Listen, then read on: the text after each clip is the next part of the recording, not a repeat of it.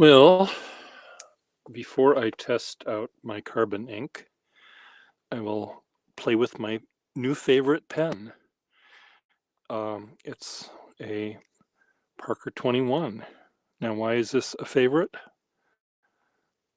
Actually, I don't particularly like Parker 21s because half of them are broken.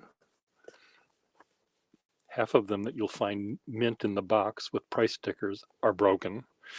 Their plastic was really crappy, especially on the shell. But this one seems not to be broken, and I filled it with ink, and it does everything, almost everything I would want a Parker 51 to do, even except that. Why is it doing that? It's very wet. I don't think there's a leak here. It might just be that the humidity is up or something. I don't know why it's so wet. But it has a very smooth steel nib that has a little tiny bit of flexibility. I'm not pressing down more than I should on this pen. You flip it upside down and you get a nice, very, very fine line. If I had a Parker 51 that did this, and I'm sure I'd have many that do the same sort of thing, I would say this is really, really great. When I have a Johnny One Note kind of pen like this, I love how you can flip it over and get sort of two pens in one. You can do this with any pen, but on a 51 or a 21, it's just particularly nice because you know it normally can't flex. This one, however, as you can see, does have some nice variety. So I will put this back in my pocket. And before I talk about my carbon ink pens, I will talk with Kim from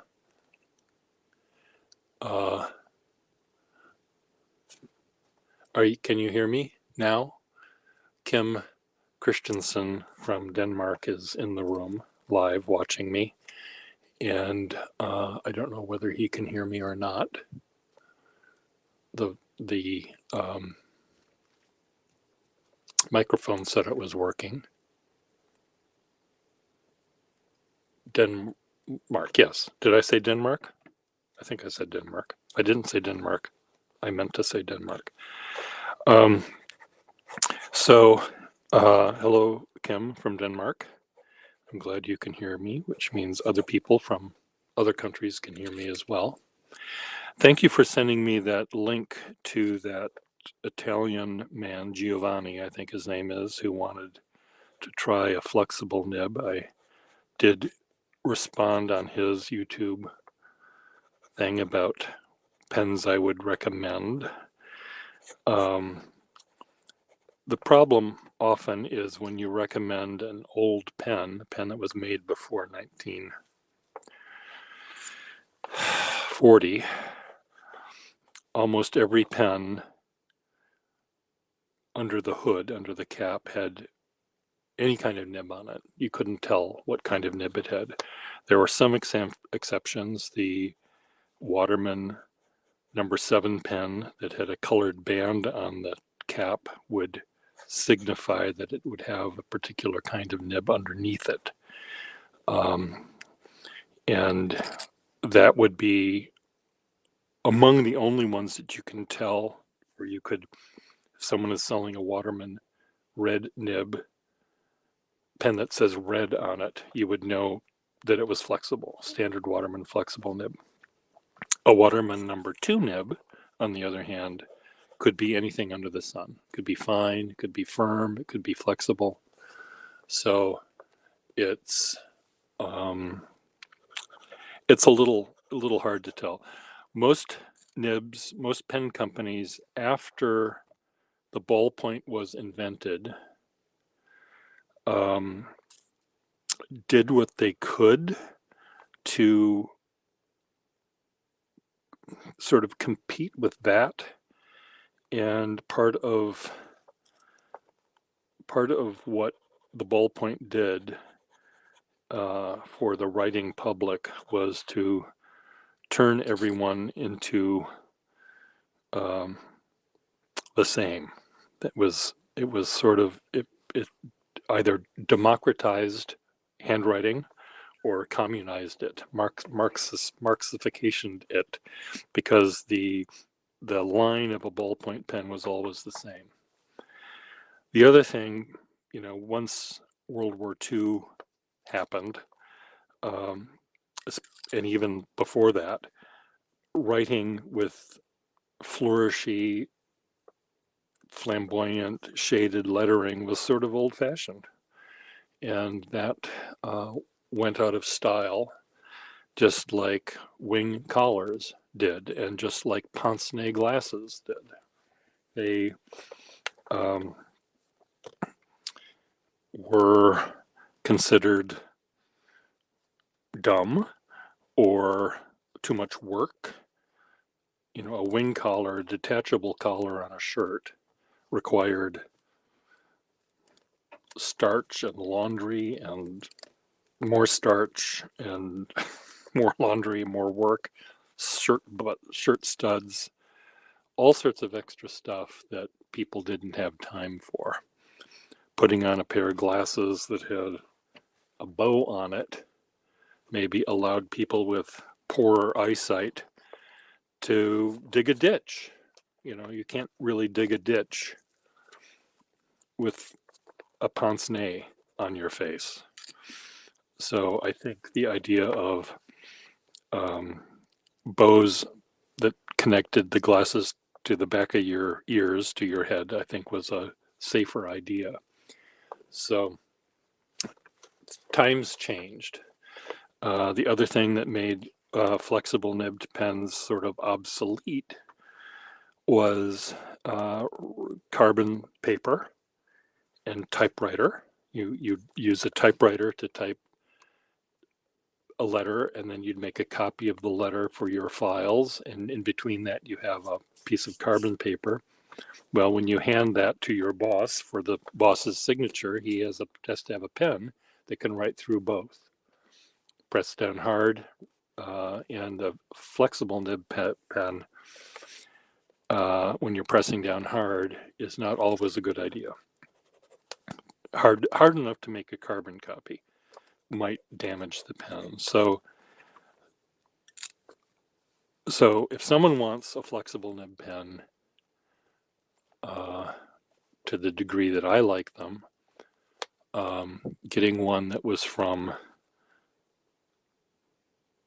pre-1920 would be best, but they were making pens that were really good up until into the 40s. But after that, then the pen styles, the nib styles, the whole thing went south with respect to flexible nibs. So when I told this guy, suggested a Waterman, the reason I suggested Waterman's is more likely than not, Waterman pens had a flexible nib fitted to them. Sheaffer pens had, more likely than not, a firm nib on them. Parker pens tended to be more firm nib manufacturing than flexible nib. Wahl Eversharp were probably the one that had the most evenly distributed thing. They made firm nibs, they made flexible nibs, they made stub nibs, they made, and taking a Skyline, if I'm at a pen show and I pick up a Skyline, I won't know what's under the hood. It could be firm, it could be fine, it could be broad, it could be flexible. It could be fine flexible. It could be any one of those things. I really have no idea. When I look at a Waterman, I most of the time will find a nib that's flexible. Not always, but most of the time. When I open up a Schaefer, most of the time I'll find a nib that's firm. And so I suggested to him that he try these particular pens, but again, you have to look at them. You can't just say, I want a Waterman 52 or a Eversharp Skyline and think that it's going to come with a flexible nib, because it might, but it won't. And really the only exception I know of, and I know there's other ones, there's some Wahl Eversharp nibs that say flexible right on them. There's some that say manifold, there's some that say fine. If they say something, chances are that'll tell you what it is, but most of them don't say something.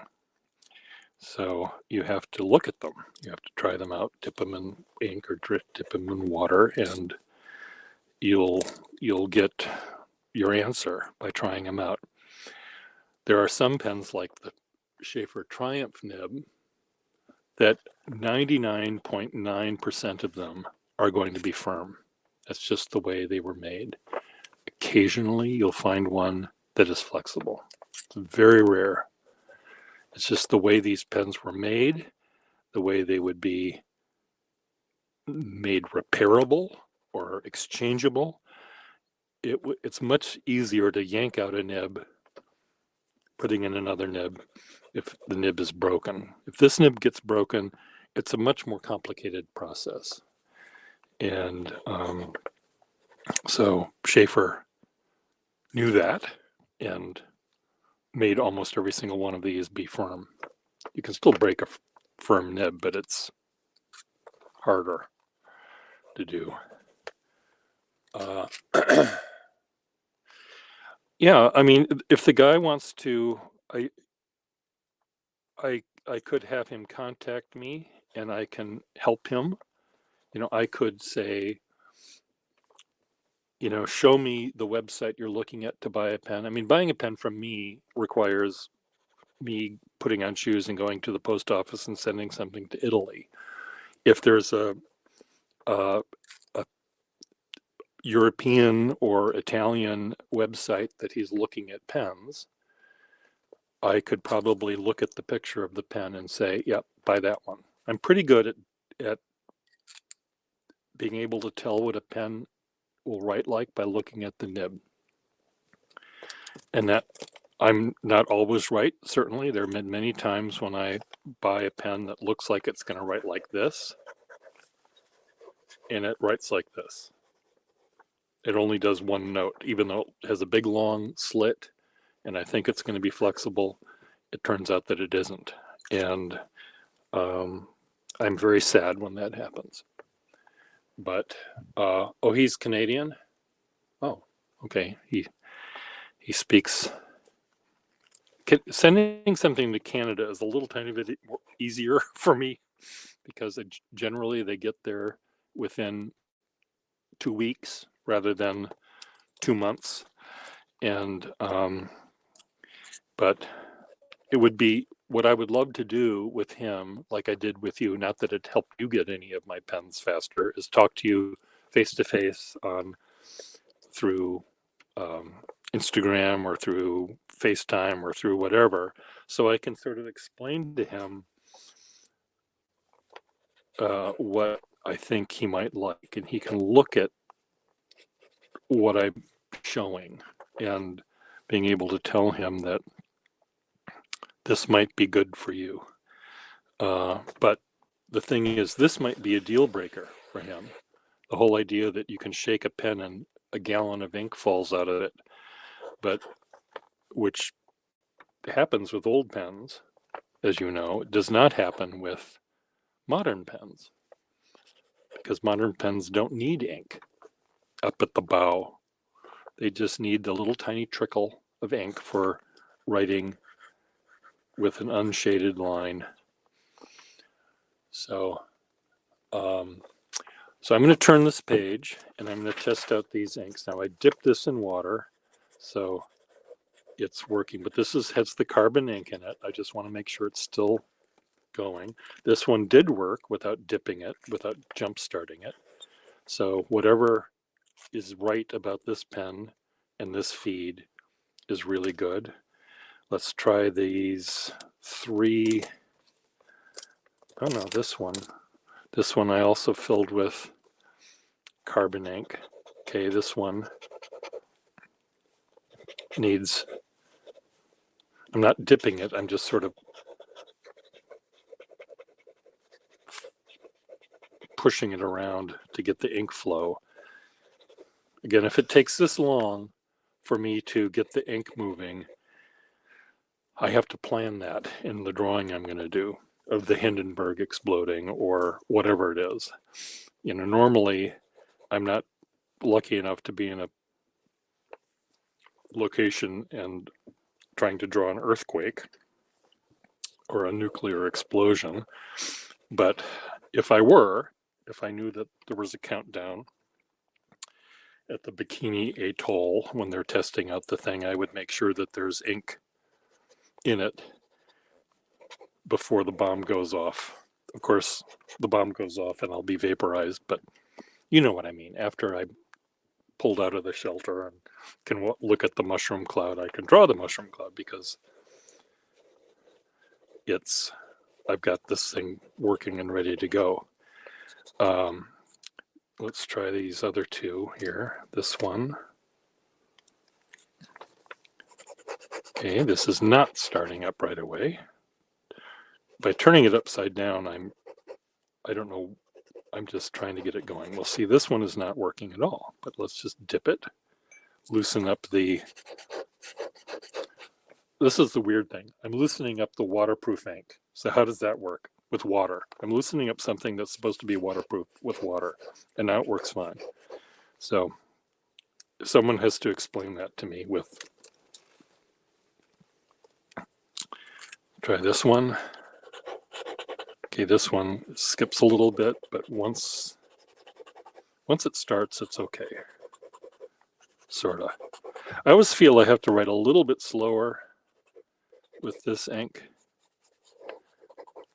but you, Kim, has said that you've used carbon ink in pens and it works fine. You also said, I believe, that you haven't tried them in vintage pens. So these are all vintage pens. So there's a rubber sack in here and they seem to be fine. So, however, here's a pen that has Waterman ink in it and I don't have to press down at all. It just starts right up. Give me that mushroom cloud. Meanwhile, I will try to talk to this guy in Canada. I'll send him a different note. I'll see if I can send him a letter, find out where I can contact him directly. Send him a message somehow, and maybe I can talk with him live online here, maybe, and we can talk about things. There is, I think, almost 99.9% of people who go from using a modern pen to using a vintage pen. Almost 90% of them will find that vintage pens are better. Maybe not for flexible, just for even for fine, even for firm. I think it has to do with the ink flow. And they don't have to prime it. They don't have to wait for it to get ready and go. The other thing I think that they might end up liking is that they don't have that big step down that modern pens often have. it's all smooth from here to here. You know, occasionally there's the bumps of the thread or a bump of a clutch bar on a 21, but it isn't this cliff going from the barrel to the section to the nib. It isn't right here. This thing just drives me absolutely crazy. It's like, you know, I have to hold it much closer or this cuts away at my fingers. Just feels awful. So, oh great, if you can do that, that would be great. I can also, I know there's a video of mine where there has to be 5 of them probably, where I have suggested pens to look for flexible nibs at a pen show. I know I've certainly made a bunch of them, but, and I can also make another one. I almost started to do that here, but I figured I'll test out this ink instead.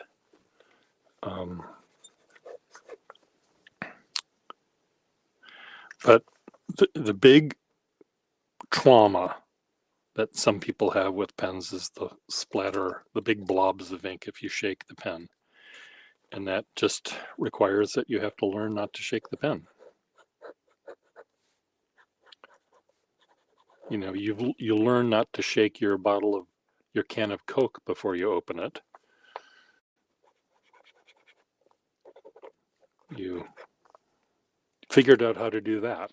So if you can figure out how to do that, you can figure out how not to shake your pen. See, this is Waterman ink in here. It starts right up. You know, I would think that if I left this for a year, it would start right up if it has Waterman ink in it. But if I left this that has the carbon ink in it for a month, I don't know whether it would start up. So what I need to do is maybe decide to keep them in inked up for a month without using it and just see what happens. It's not a difficult test to do. I certainly. Yeah, I'll send you in Messenger what my email is. Though it's just Pierre Gustafson Studio at Gmail. It's just my name with the word studio.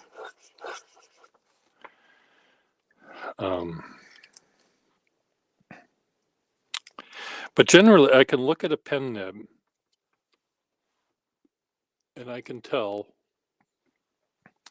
usually an easy way to tell a flexible nib from a firm nib is by looking at it, is the tines from the breather hole to the tines and from the shoulder to the tines, it's longer. Here, the breather hole might be higher up, or it still might be low, but if the shoulders are high, that usually suggests firmer to me. Also, what's another thing that would give it away? Usually it's the shape of the nib and the length to the breather hole. Sometimes looking at the side of a pen, the metal on the pen, if you see something that's really, really thick, it's going to be firm. If you see something that's very fine, very thin on the side view, it'll be, chances are more flexible. So it's generally this difference. So when I see a pen that looks like this, I'll say, okay, flexible. And I'll be 85% of the time I'll be correct. Yeah, I have a feeling that if I were to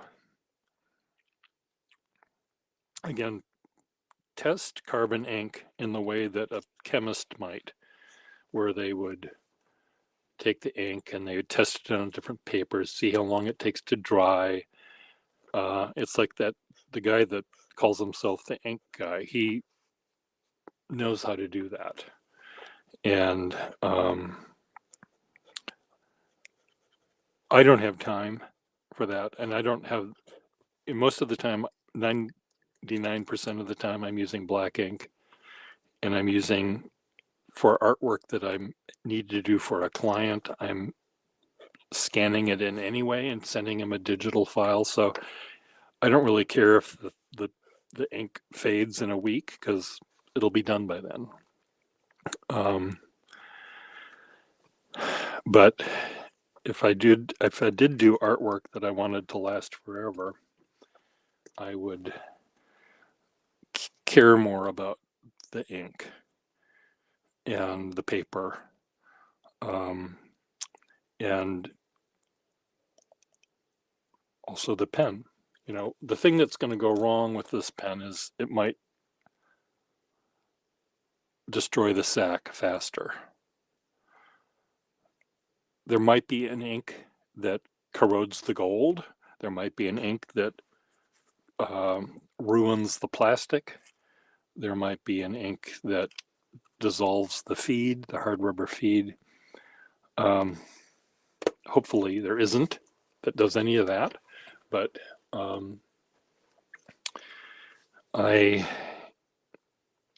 that's for other people to worry about. That's not in my wheelhouse.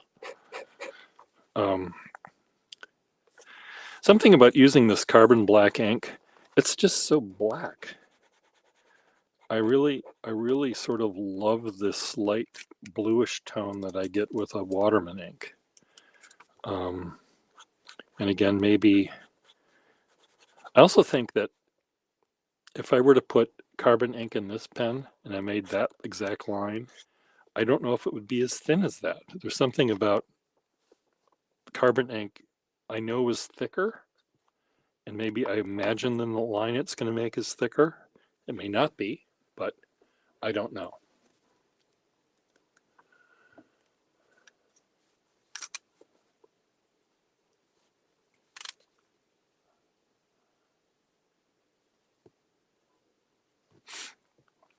Yeah, I think with this guy though, in Canada, if he's in Canada, unless he's by the North Pole, he should be able to pretty easily get to the Chicago Pen Show or the even the Boston Pen Show or the Philly Pen Show or the Washington D.C. Pen Show pretty easily, and he can try out these pens in person. His worry about having to repair a pen in his shaky hands that he talked about, if he buys a pen that is functional, and most of the people that repair pens that say a pen will work at a pen show, the pen does work. I did buy a pen from someone at the pen show that he said worked, and it didn't have a sac in it. But that was just an oversight on his part. I could have brought it back and he would have fixed it for me, but I knew how to fix it myself. But most of the time, people who sell a pen that has been repaired will have a sac in it and it will work. Now, restored, on the other hand, requires a little bit more work on the part of the restorer, and that may mean every single part of the pen is taken apart and put in an ultrasonic cleaner and cleaned completely, which is great if they want to do that, but that adds dozens of dollars to the price of a pen. It certainly would for me if I had to take every part of this pen apart, take out the inner cap, take out the feed and the section and the pressure bar from the inside here and polish it all up. And, okay, I don't have time for that extra hour.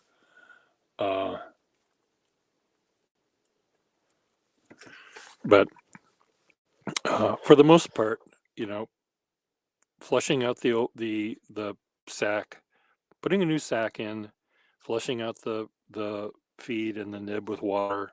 You don't even have to take it out. The nib, I mean, you can.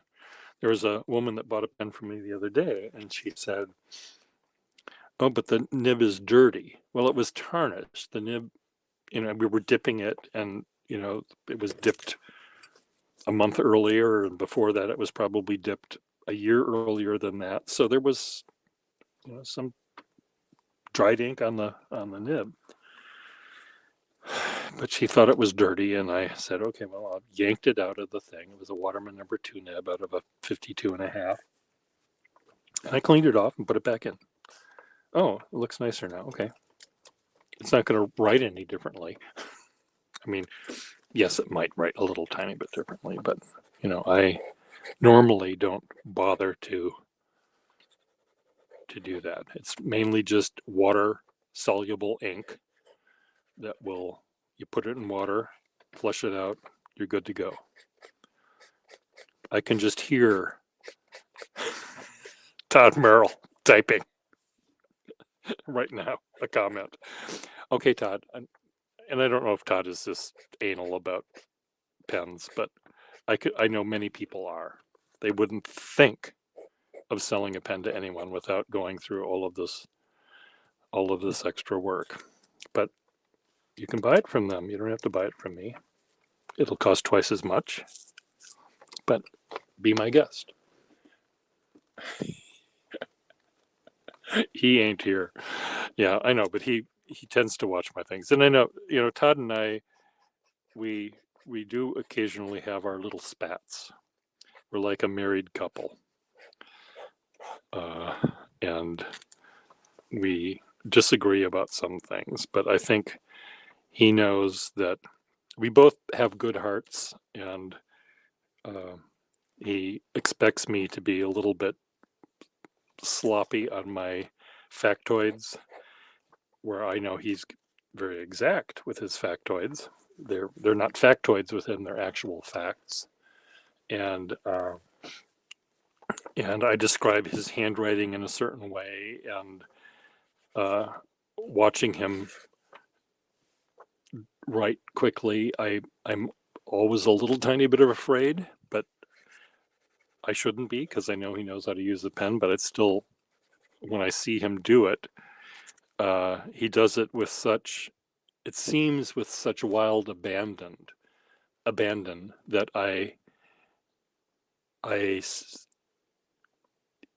it seems like he's doing it almost carelessly. Now, I know that that's not true, Todd Merrill, so don't jump on top of me, but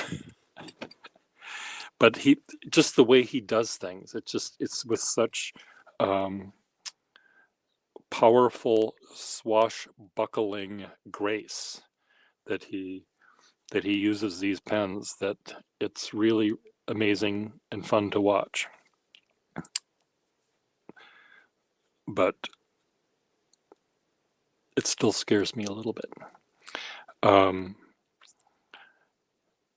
I'm sure that, there's a friend of mine that loves, he buys a pen from me and he brings it home, and he completely takes it apart and gets out his toothbrush and cleans everything with Simichrome and toothpaste and soap and water, and then he puts it all back together, if he's lucky. Sometimes he says, "Pierre, I broke the feed." Okay. How did that happen? Well, I was taking it apart. Okay. Why did you have to do that? Because I wanted to clean it. It was fine the way it was. Taking 100-year-old something apart, there's always a risk.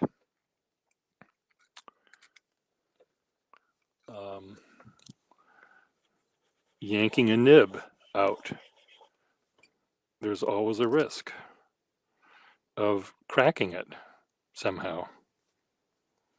One of these pens I got recently, was it this one? Wasn't this one? Well, it was one of these pens, and it has a number 3 nib in it, but it's a number 2. Everything else about the pen is a number 2, and to cram a number 3 nib in it requires a lot of force. And I soaked it. I tried to pound the nib and feed out with my little thing and my block, this thing. It was not budging. It was not budging. I ultrasonic cleansed it. It still did not budge. So I just left it in there and put a sack on it, and the pen writes fine, but it's not correct. And I could keep pounding away at it. I could keep trying to yank it out, and it's so tight in there that it just seems like something's gonna break if I get out the sledgehammer to pound the thing out. My little hammer, my little tiny jeweler's hammer, wasn't doing the trick. Even using, this is my hammer, even using this, boom, boom, boom, boom, boom, and this, did not do a thing. So I just, once I got the breather channel clear, so it could make ink work, ink and air trade places, I was happy. And the pen works fine, even though it's not correct. It hasn't been restored. It's only been repaired. Like when you see a Ford pickup truck from 1967 that has the passenger door is blue and the rest of the truck is red. Well, it hasn't been restored. It has been repaired. The passenger is not going to fall out. And the truck will work, hauling your junk from the ranch, hauling the toxic waste from your house to the local lake with the nice picnic area and beach. You can do that with that truck perfectly fine. So yeah, don't fix what already works. You support this ding here. I imagine someone out there knows how to fix it. You have to put this, you got to get a mandrel in there, and then you have to pound up and pound down and push down and expand, and it'll be fine. But it's a fencing scar. You know, there in Germany, in Prussia, you know, a man, here's our Prussian, monocled Prussian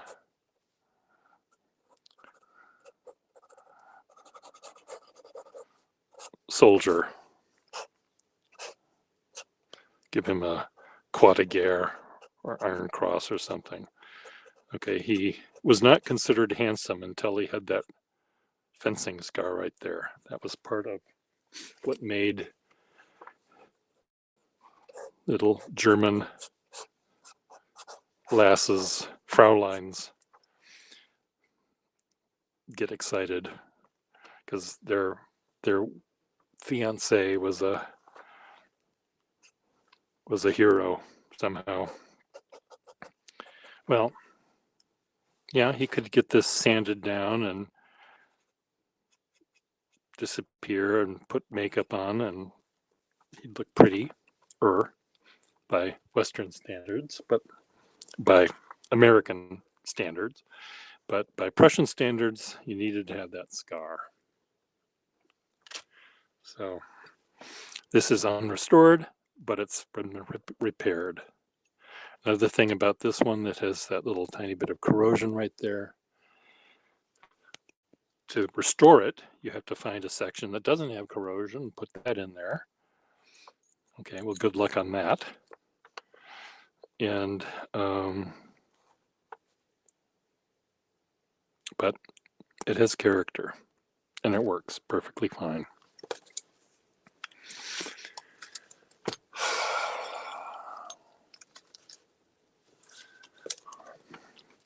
But I am still, pretty surprised and happy about this carbon ink. It does seem to be working and flowing. Maybe what I should do with all of these pens that have it, well, I'll keep on using them. There might be 2 that I'll just keep aside and not use again until a month from now, or maybe not use until September. I'm going to be going back to Minneapolis at some point in the coming month for probably 2 months.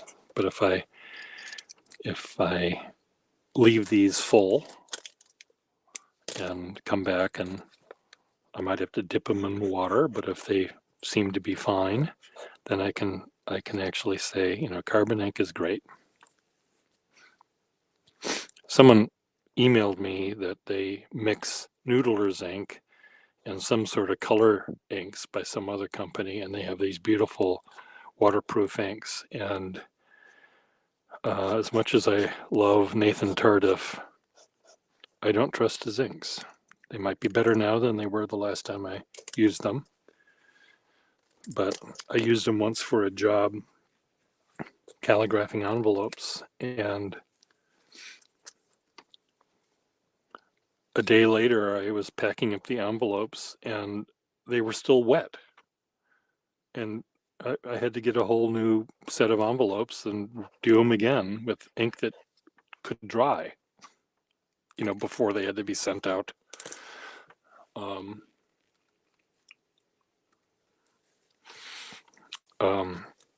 I think Nathan listened to me. First of all, he said I'm not using shitty enough paper. And I said, well, I'm not going to have my wedding customers have their invitation envelopes made on shitty paper. Everything about weddings is supposed to be fancy and lovely and beautiful and everything. So, using really, really porous paper that absorbs the ink is not what I do. I have paper where the ink sort of stays on top, doesn't bleed in, and ink that doesn't dry isn't going to work for me.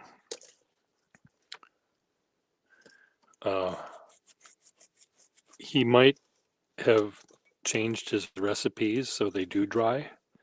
I hope he has added whatever mystery chemical needs to be added into it, so they do dry quickly. I noticed that this carbon ink doesn't dry as quickly as. Let me do this, and I'm going to run my finger. Let me do it here. I'm going to wait. I can still see this is wet.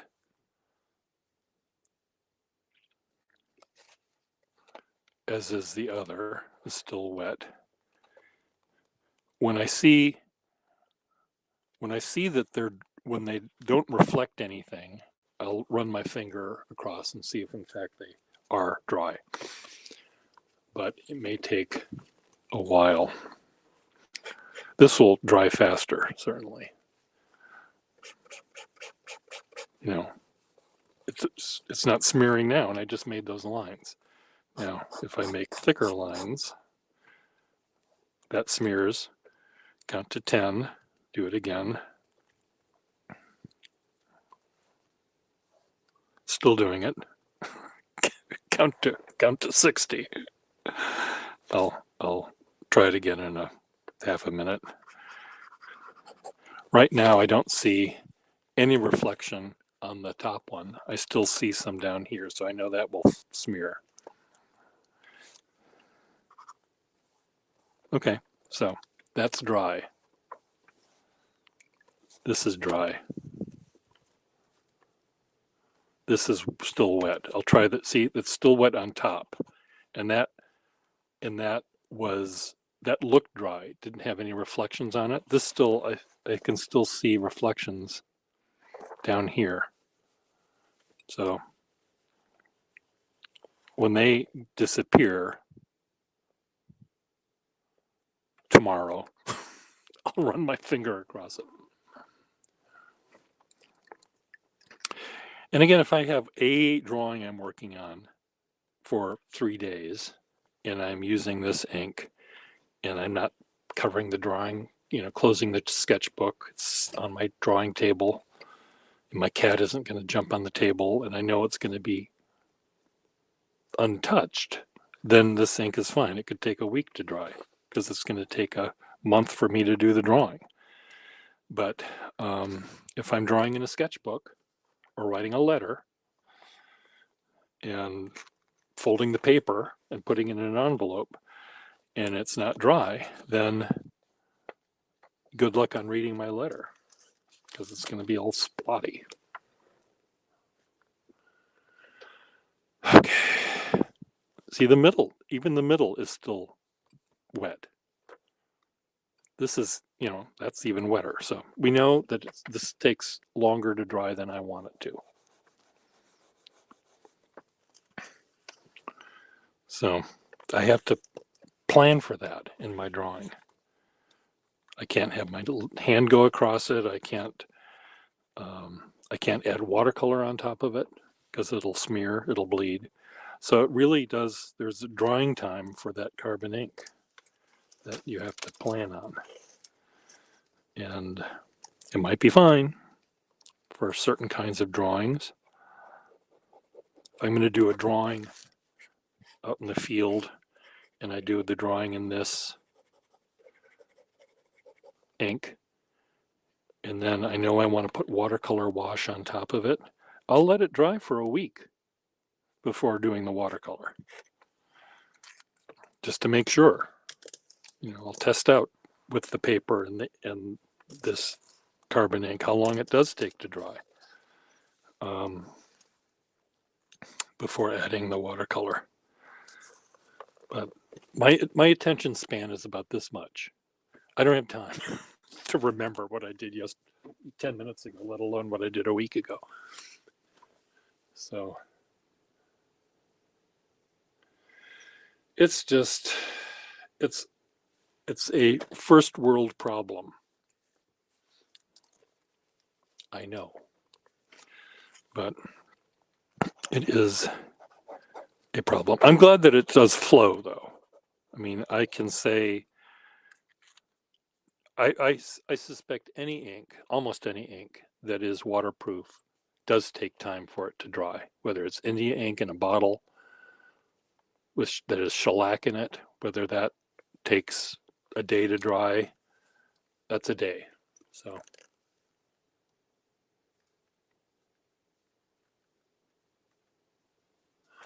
yeah, well, drawing with fine lines is,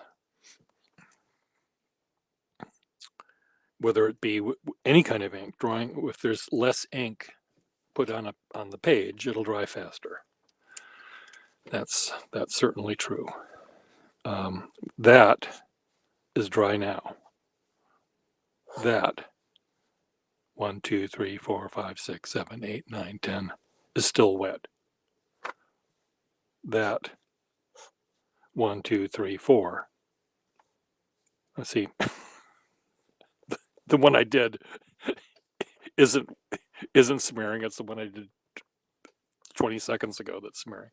So, before you do your masterpieces, whatever they are, test out your ink, test out the pen, test out the paper.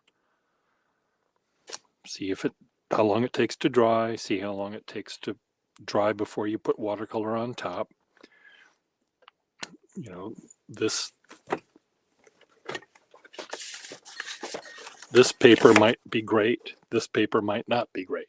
You know, you have to do the testing yourself.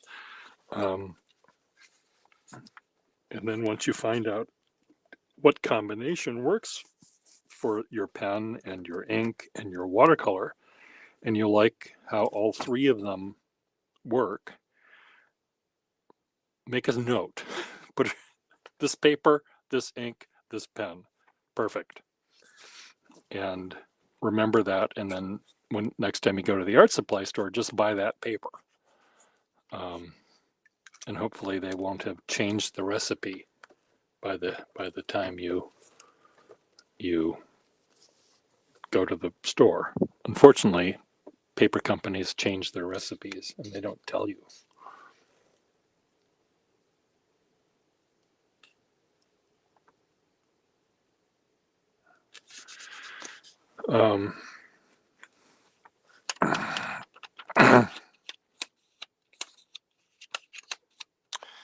Again, 9/10 of the drawings I do for